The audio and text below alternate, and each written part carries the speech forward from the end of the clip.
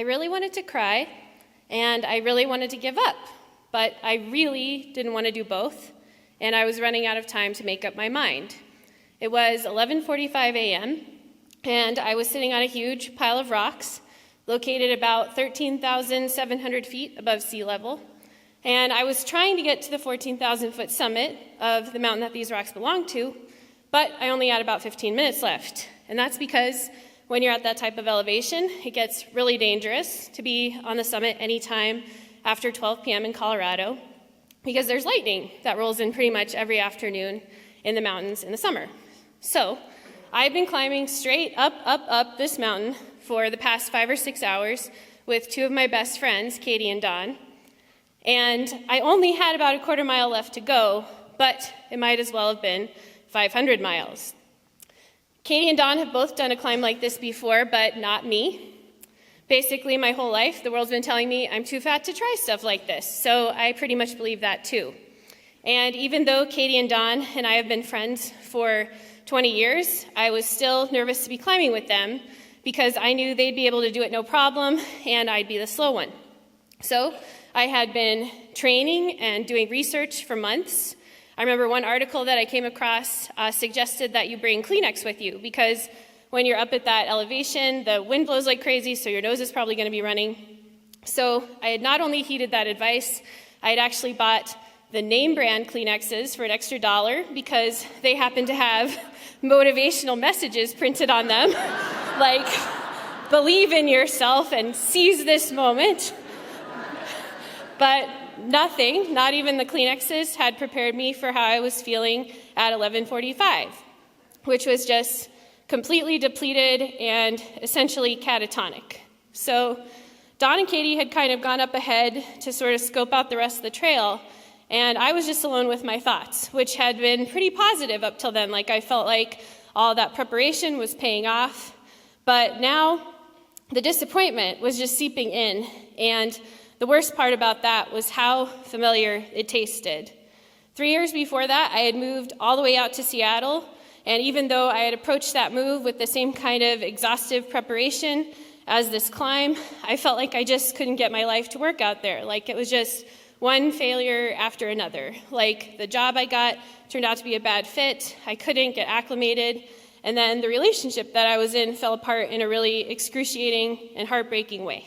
So I had managed to get myself home, I'd managed to move back to Colorado, but I felt like I had gone on this 2,000-mile detour just to end up exactly where I started.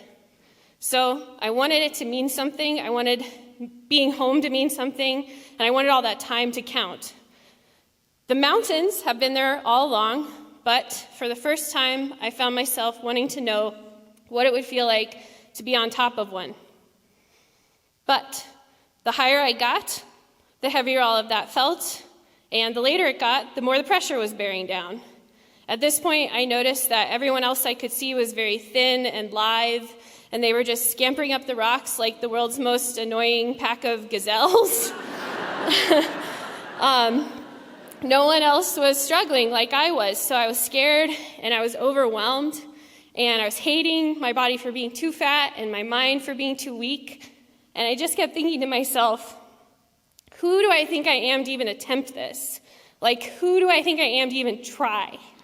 So at this point, I could see that Katie was headed back down to where I was, and I could tell from her eyes that she was going to say that it was too late and we needed to turn around and that would be too dangerous to keep going at the pace that I was going. We were too slow. So she came and sat down on the rock next door, and I was just letting that defeat settle in.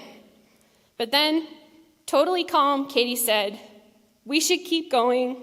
I know you can do it." So then a weird thing happened, which is that I realized I believed her. Even though Katie and I have been friends forever, and she said stuff like that to me before, this time I finally heard it. And so when I had been asking myself, who do I think I am?